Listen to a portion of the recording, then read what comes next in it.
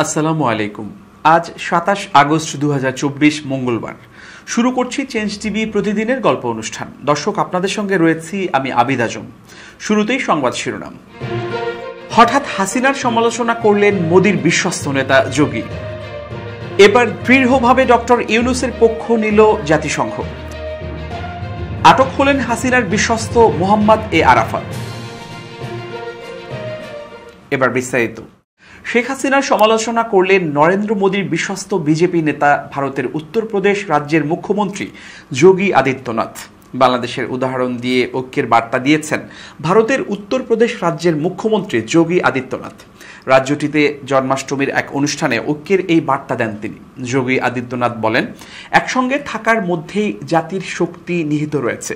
এ সময় উদাহরণ হিসেবে টানেন বাংলাদেশের প্রসঙ্গ। সোমবার জন্মাষ্টমী উপলক্ষে আগ্রায় গিয়েছিলেন রাজ্যটির মুখ্যমন্ত্রী যোগী আদিত্যনাথ। সেখানে বক্তৃতায় বারবার সাম্প্রদায়িক ঐক্যের উপর জোর দেন তিনি। ভাষণের পর রাষ্ট্রীয় বীর দুর্গাদাস রাঠৌরের একটি ভাস্কর্য উন্মোচন করেন তিনি। সেখানে যোগী আদিত্যনাথ বলেন, বাটেঙ্গে তো কাটেঙ্গে, এর অর্থ বিভাজন মানে ধ্বংস, একতায় উত্থান, বিভেদে পতন বলেও প্রাচীন একটি প্রবাদ বাক্য মনে করিয়ে দেন তিনি। আদিত্যনাথ আরও বলেন, ঐক্য ছাড়া কিছুই করা যায় না, কোনো কিছু অর্জনও করা যায় না। আমরা ঐক্যবদ্ধ হলেই জাতি শক্তিশালী হবে। দেখুন না প্রতিবেশী রাষ্ট্র বাংলাদেশে কি হচ্ছে, দেখছেন তো। আমরা যেন সেই ভুলের পুনরাবৃত্তি না করি। শেখ হাসিনা যে ভুল করেছেন তা আমরা করতে চাই না। হাসিনা ঐক্য না চেয়েছেন বিভাজন। অবশ্য আদিত্যনাথের মন্তব্যের পরেই কটাক্ষ করেছেন কনৌজের সংসদ সদস্য তথা সমাজবাদী পার্টির প্রধান অখিলেশ যাদব। তিনি বলেছেন, বাংলাদেশ নিয়ে যোগীর মন্তব্য শুনে মনে হচ্ছে যেন ভবিষ্যতে প্রধানমন্ত্রী পদের জন্য লড়তে চাচ্ছেন তিনি। অবশ্য তিনি যে প্রথমবার এমন ইঙ্গিত দিচ্ছেন এমনটা নয়। তবে আমার বিশ্বাস এবার দিল্লির কর্মকর্তারা তাকে শিগগিরই জানিয়ে দেবেন রাষ্ট্রীয় বিষয়ে নাক না গলাতে। ২০২২ সালে ভোটমুখী উত্তরপ্রদেশে উল্টো পথে হেঁটেছিলেন যোগী আদিত্যনাথ।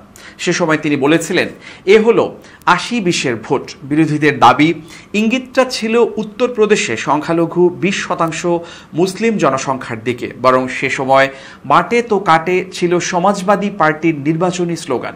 এবার বিরোধীদের সেই নির্বাচনী স্লোগান উল্লেখ করেই ঐক্যের বার্তা দিলেন মুখ্যমন্ত্রী আদিত্যনাথ।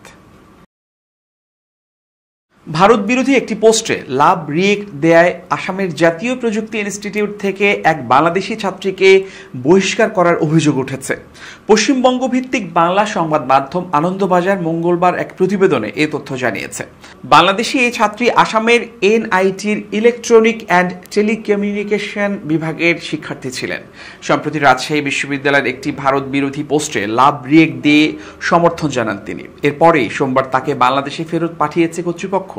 অবশ্য স্থানীয় পুলিশের কর্মকর্তা নুমান মাহাত্তা দাবি করেছেন, বাংলাদেশি এই ছাত্রীকে বহিষ্কার করা হয়নি, বরং বাংলাদেশ কর্তৃপক্ষের সঙ্গে আলোচনার পর তাকে দেশে ফেরত পাঠানো হয়েছে। পুলিশ কর্মকর্তা নুমান মাহাত্তা আরও বলেছেন, এই ইনস্টিটিউটেরই সাবেক এক বাংলাদেশি শিক্ষার্থীর পোস্টে লাভ রিয়েক্ট দিয়েছিলেন ওই ছাত্রী। ওই শিক্ষার্থী ৬ মাস আগে পড়াশোনা শেষ করে বাংলাদেশে ফেরত গেছেন। আনন্দবাজার জানিয়েছে, সাবেক ওই শিক্ষার্থীর ভারত বিরোধী পোস্টে বাংলাদেশি ছাত্রীর লাভ রিয়েক্ট দেওয়ার বিষয়টি নজরে আসে একটি সংগঠনের। তারা ওই ছাত্রীর বিরুদ্ধে অভিযোগ করে। সংগঠনটির মুখপাত্র শুভাশিস চৌধুরী জানিয়েছেন, বাংলাদেশি ছাত্রীর লাভ রিয়েক্ট নজরে আসার পর আসামের জাতীয় প্রযুক্তি ইনস্টিটিউট উত্তপ্ত হয়ে ওঠে। এরপর ওই শিক্ষার্থী নিজেই নাকি বাংলাদেশে তাকে ফেরত পাঠানোর অনুরোধ জানান। ছাত্রীটি আসামের প্রযুক্তি ইনস্টিটিউটের ২য় বর্ষের শিক্ষার্থী ছিলেন। তিনি বাকি পরীক্ষাগুলো দিতে আবারও ভারতে যাবেন কিনা এমন প্রশ্নের জবাবে পুলিশ বলেছে, এটি তার উপরেই নির্ভর করবে। সরকারি তথ্য অনুযায়ী আসাম জাতীয় প্রযুক্তি ইনস্টিটিউটে এই মুহূর্তে ৭০ জন বাংলাদেশি পড়াশোনা করছেন। তাদের ভারত বিরোধী কোনো পোস্টে সমর্থন না জানাতে পুলিশের পক্ষ থেকে নিষেধ করা হয়েছে। ছাত্র জনতার ব্যাপক বিক্ষোভের মুখে বাংলাদেশের প্রধানমন্ত্রীর পদ থেকে ক্ষমতাচ্যুত হয়ে চলতি মাসের শুরুতে শেখ হাসিনা পালিয়ে ভারতে আশ্রয় নিয়েছেন। তার দেশ ছেড়ে চলে যাওয়ার পর অন্তর্বর্তীকালীন সরকার দায়িত্ব নিয়েছে। সহিংসতা, দমনপীড়ন, অধিকার লঙ্ঘন ও ছাত্র জনতার হত্যাকাণ্ডের সঙ্গে জড়িতদের বিচারের উদ্যোগ নেওয়া হচ্ছে। এমন অবস্থায় আইনের শাসন ও ন্যায় বিচার নিশ্চিতে বাংলাদেশের অন্তর্বর্তীকালীন সরকার যা যা করতে পারে তার সবই তারা করবে বলে মন্তব্য করেছে জাতিসংঘ। এছাড়া সরকারের এই কাজের বিষয়ে জাতিসংঘের কোনোই সন্দেহ নেই বলেও জানানো হয়েছে। স্থানীয় সময়ে জাতিসংঘের নিয়মিত ব্রিফিংয়ে বাংলাদেশ বিষয়ে দেয়া বিবৃতিতে এক সাংবাদিকের করা প্রশ্নের জবাবে মহাসচিব অ্যান্তোনিও গুতেরেসের মুখপাত্র স্টিফেন ডুজারিক এসব মন্তব্য করেন। তিনি বলেন, রাজনৈতিক এবং মানবিক উভয় দিক দিয়ে দেশের জন্য অত্যন্ত চ্যালেঞ্জিং সময়ে দায়িত্ব গ্রহণ করেছে বাংলাদেশের অন্তর্বর্তীকালীন সরকার। এদিনের ব্রিফিংয়ে মুখপাত্র স্টিফেন ডুজারিক প্রথমে বাংলাদেশ ইস্যুতে একটি বিবৃতি পাঠ করেন। এরপর সাংবাদিকদের করা প্রশ্নের জবাবে কথা বলেন। বিবৃতিতে তিনি বলেন, প্রবল বৃষ্টিপাত ও ভারত থেকে উজানের পানির প্রবাহের কারণে বাংলাদেশে আকস্মিক বন্যা দেখা দিয়েছে। দেশটিতে আমাদের দল পানি পরিশোধন ট্যাবলেট, স্বাস্থ্য সরঞ্জামের নানা কিট এবং খাবার সরবরাহ করছে। তিনি আরও বলেন, যেমনটি আমরা আগেই উল্লেখ করেছি, মানবিক সম্প্রদায় বাংলাদেশে গত মাসে ঘূর্ণিঝড় এবং মৌসুমী বন্যায় ক্ষতিগ্রস্ত 12 লাখ মানুষকে সহায়তা করার উদ্দেশ্যে কাজ শুরু করেছে। আজ পর্যন্ত প্রায় 7 লাখ মানুষের কাছে তারা পৌঁছেছে এবং এ সংক্রান্ত $80 মিলিয়ন তহবিলের মাত্র 20% গৃহীত হয়েছে। পরে এক সাংবাদিকের বাংলাদেশের চলমান পরিস্থিতি নিয়ে করা প্রশ্নের জবাবে মহাসচিব অ্যান্তোনিও গুতেরেসের মুখপাত্র স্টিফেন ডুজারিক বলেন, রাজনৈতিকভাবে এবং মানবিক দিক থেকে দেশের জন্য অত্যন্ত চ্যালেঞ্জিং সময়ে দায়িত্ব গ্রহণ করেছে বাংলাদেশের অন্তর্বর্তীকালীন সরকার।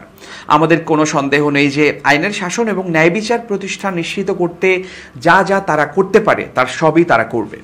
বাংলাদেশে চলমান বন্যা নিয়ে করা প্রশ্নের জবাবে তিনি বলেন, আমি আগেই বলেছি জাতিসংঘের মানবিক দল সেখানে আছে। তারা ইতোমধ্যেই তাদের লক্ষ্যমাত্রার 12 লাখ মানুষের মধ্যে 7 লাখ মানুষকে সাহায্য করেছে।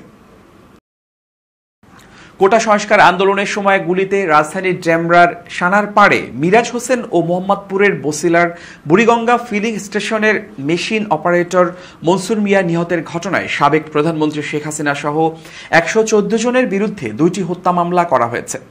ঢাকার মেট্রোপলিটন ম্যাজিস্ট্রেট বেলাল হোসেনের আদালতে মিরাজ হোসেনকে হত্যার অভিযোগে 92 জনকে আসামি করে খোরশেদ আলম মিয়া মামলাটি দায়ের করেন। আদালত ডেমরা থানার পুলিশকে অভিযোগটি এজাহার হিসেবে গ্রহণের নির্দেশ দেন। এ মামলায় উল্লেখযোগ্য অপর আসামিদের মধ্যে রয়েছেন আসাদুজ্জামান খান কামাল, চৌধুরী আবদুল্লাহ আল মামুন, হাবিবুর রহমান, হারুন আর রশিদ, বিপ্লব কুমার সরকার। অপরদিকে ঢাকার মেট্রোপলিটন ম্যাজিস্ট্রেট রাজেশ চৌধুরীর আদালতে মনসুর মিয়া নিহতের ঘটনায় 22 জনকে আসামি করে তার ভাই আয়নাল হক মামলাটি করেন। আদালত এই অভিযোগটি মোহাম্মদপুর থানা পুলিশকে এজাহার হিসেবে গ্রহণের নির্দেশ দেন। এই মামলায় উল্লেখযোগ্য অপর আসামিদের মধ্যে রয়েছেন ওবায়দুল কাদের, আসাদুজ্জামান খান কামাল, আনিসুল হক, তাজুল ইসলাম, জাহাঙ্গীর কবির নানক, হাসান মাহমুদ, মোহাম্মদ আলী আরাফাত, সালমান এফ রহমান, সাদেক খান, চৌধুরী আবদুল্লাহ আল মামুন, হাবিবুর রহমান, হারুন আর রশিদ, বিপ্লব কুমার সরকার, হারুন আর রশিদ, ডক্টর খ ম মহিদুদ্দিন। মনসুর হত্যা মামলার অভিযোগে বলা হয়, কোটা সংস্কার আন্দোলনের সময় গত 19 জুলাই মনসুর মিয়া মোহাম্মদপুরের বসিলা ব্রিজ এলাকায় তার সন্তানকে মাদ্রাসা থেকে আনতে যাচ্ছিলেন। পথিমধ্যে পুলিশ ও র্যাবের গুলিতে গুলিবিদ্ধ হন তিনি। পরে তাকে ঢাকা মেডিকেলে নিয়ে গেলে কর্তব্যরত চিকিৎসক তাকে মৃত ঘোষণা করেন। মিরাজ হত্যা মামলার অভিযোগ থেকে জানা যায়, 5 আগস্ট মিরাজ আন্দোলনে অংশ নেন। ডেমরার সানার পাড় মেইন রোডে আসলে আইন শৃঙ্খলা রক্ষাকারী বাহিনী ও র্যাবের সাথে আওয়ামী লীগ পেশাজীবীরা ও অন্যান্য নেতাকর্মী, যুবলীগ, ছাত্রলীগ, কৃষক লীগের কয়েকশো জন, আগ্নেয়াস্ত্র, রামদা, চাপাতি, লোহার রড, হেলমেট বাহিনীর সদস্যরা দেশীয় অস্ত্র নিয়ে ঝাঁপিয়ে পড়ে ও আক্রমণ করে। তারা গুলি চালাতে থাকে। এতে মিরাজ সহ কয়েকজন গুলিবিদ্ধ হন। পরে তাকে মিডফোর্ড হাসপাতালে নিয়ে গেলে কর্তব্যরত চিকিৎসক মৃত ঘোষণা করেন। সাবেক তথ্য প্রতিমন্ত্রী মোহাম্মদ এ আরাফাতকে আটক করা হয়েছে।